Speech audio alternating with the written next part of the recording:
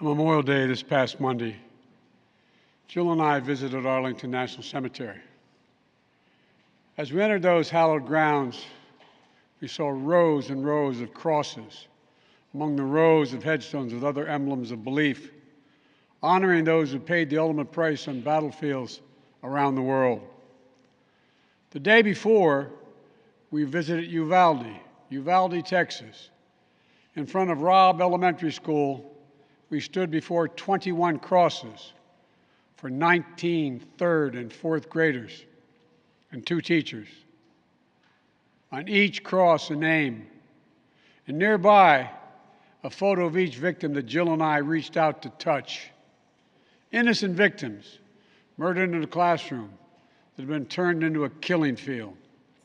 Standing there in that small town, like so many other communities across America, I couldn't help but think there are too many other schools, too many other everyday places that have become killing fields, battlefields here in America.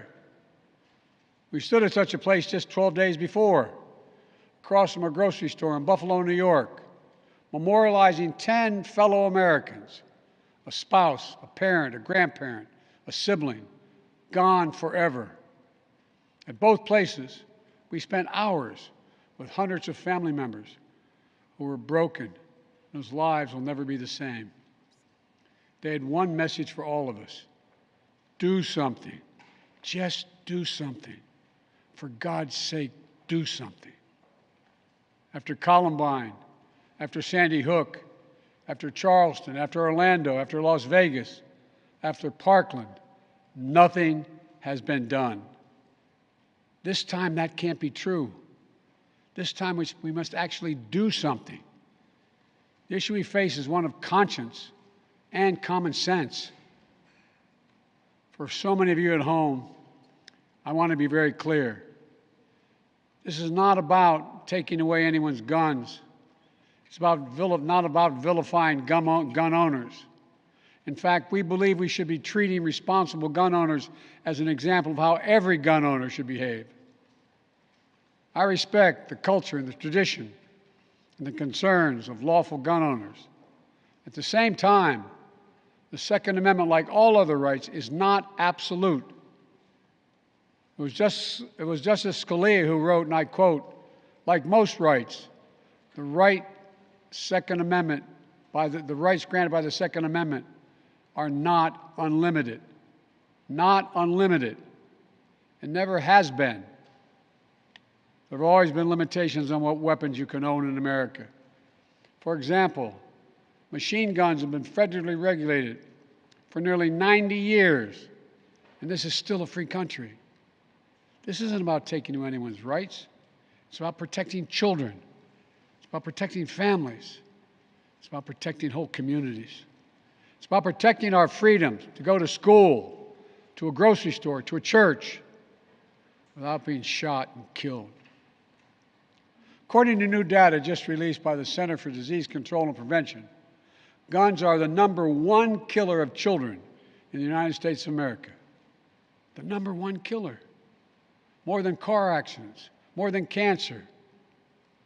Over the last 2 decades, more school-aged children have died from guns than on-duty police officers and active-duty military combined. Think about that. More kids than on-duty cops killed by guns. More kids than soldiers killed by guns. For God's sake, how much more carnage are we willing to accept? How many more innocent American lives must be taken before we say enough, enough? I know that we can't prevent every tragedy, but here's what I believe we have to do. Here's what the overwhelming majority of American people believe we must do. Here's what the families in Buffalo and Uvalde in Texas told us we must do. We need to ban assault weapons and high-capacity magazines. And if we can't ban assault weapons, then we should raise the age to purchase them from 18 to 21. Strengthen background checks, enact safe storage law and red flag laws. Repeal the immunity that protects gun manufacturers from liability. Address the mental health crisis deepening the trauma of gun violence and as a consequence of that violence. These are rational, common sense measures. Here's what it all means. It all means this. We should reinstate the assault weapons ban on high-capacity magazines that we passed in 1994 with bipartisan support in Congress and the support of law enforcement. 9 categories of semi-automatic weapons were included in that ban, like AK-47s and AR-15s. And in the 10 years it was law, mass shootings went down. But after Republicans let the law expire in 2004, and those weapons were allowed to be sold again, mass shootings tripled. Those are the facts. A few years ago, the family of the inventor of the AR-15 said he would have been horrified to know that its design was being used to slaughter children and other innocent lives instead of being used as a military weapon on the battlefields as it was designed. That's what it was designed for. Enough. Enough. We should limit how many rounds a weapon can hold. Why in God's name should an ordinary citizen be able to purchase an assault weapon that holds 30-round magazines that let mass shooters fire hundreds of bullets in a matter of minutes? The damage was so devastating in Uvalde, parents had to do DNA swabs to identify the remains of their children. 9- and 10-year-old children. Enough. We should expand background checks to keep guns out of the hands of felons, fugitives, and those under restraining orders. Stronger background checks are something that the vast majority of Americans, including the majority of gun owners, agree on.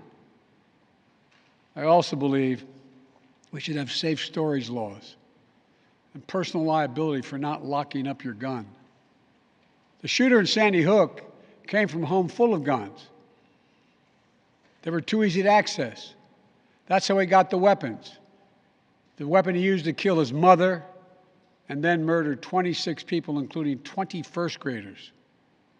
If you own a weapon, you have a responsibility to secure it.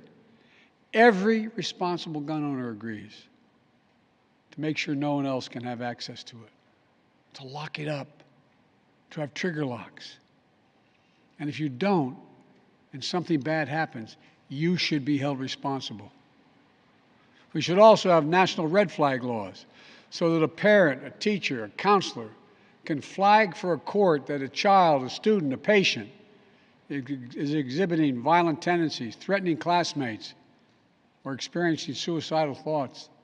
It makes them a danger to themselves or to others.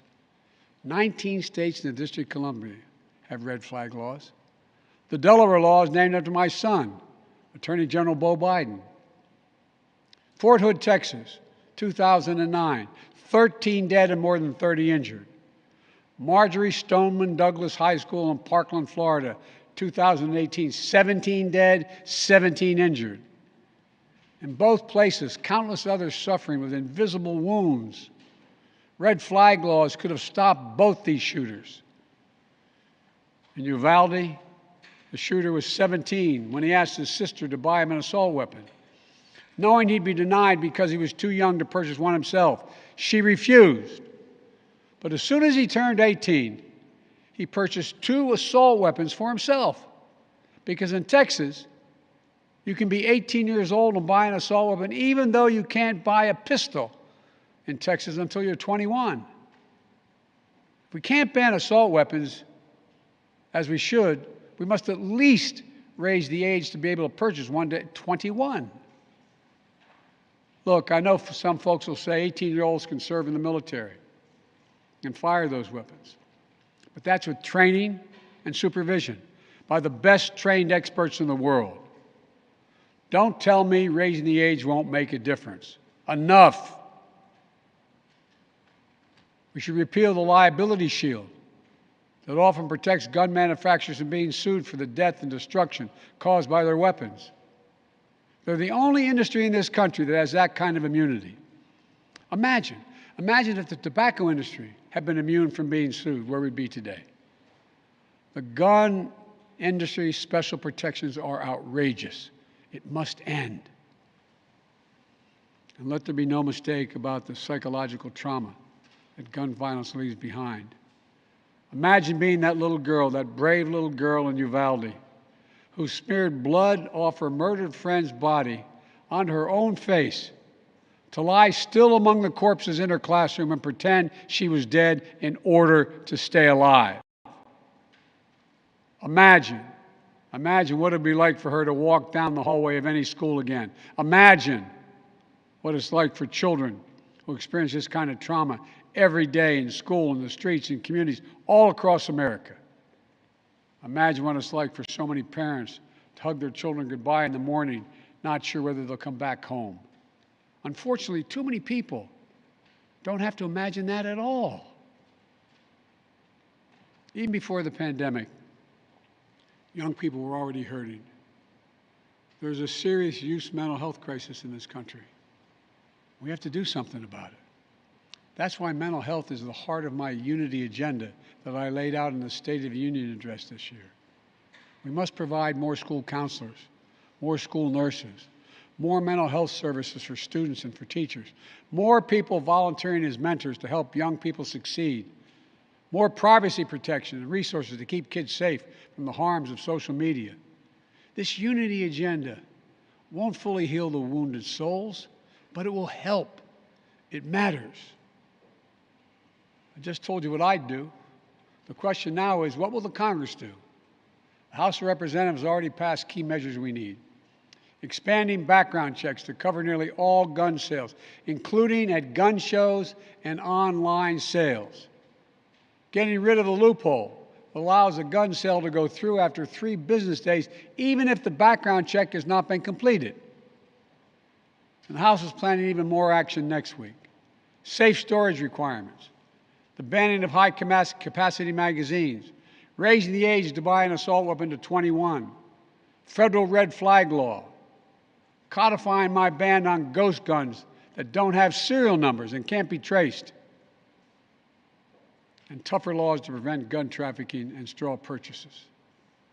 This time, we have to take the time to do something. And this time, it's time for the Senate to do something. But as we know, in order to get anything done in the Senate, we need a minimum of 10 Republican senators.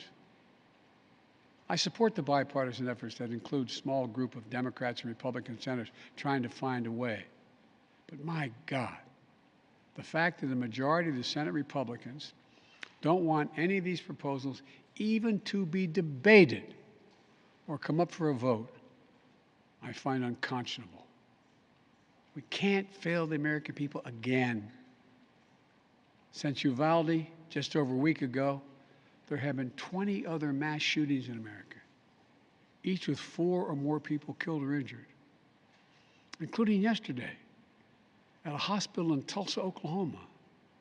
A shooter deliberately targeted a surgeon using an assault weapon he bought just a few hours before his rampage that left a surgeon, another doctor, a receptionist, and a patient dead and many more injured.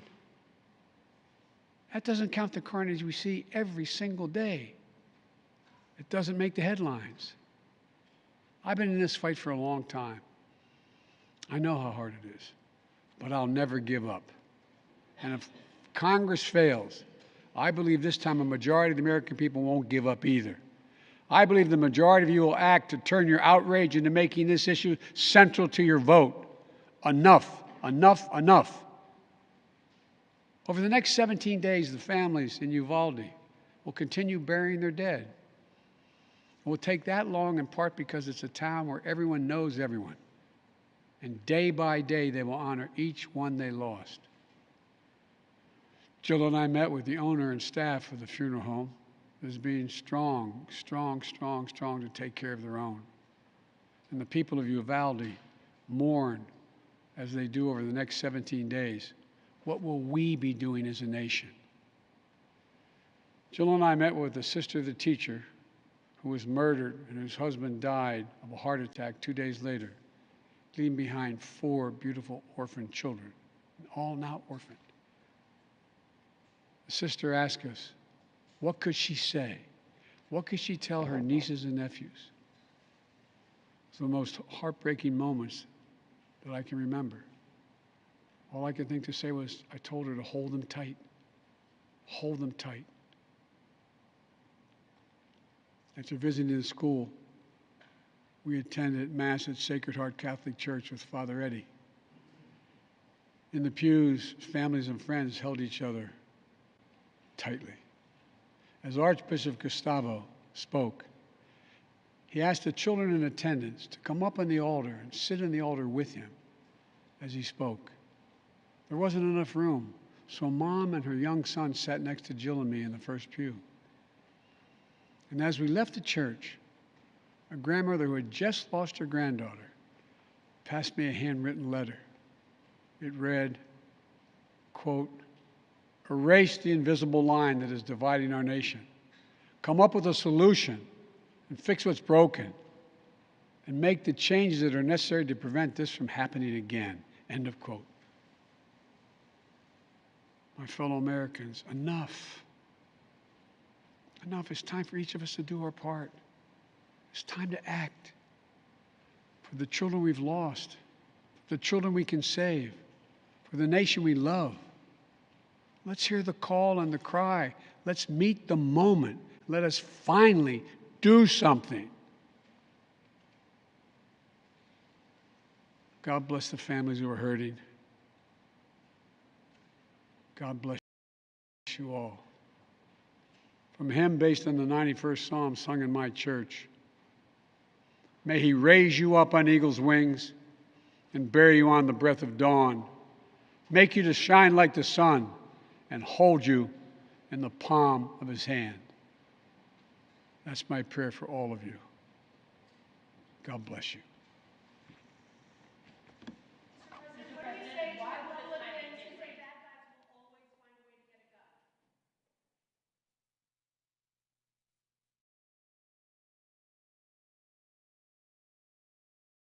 That have become killing fields, battlefields here in America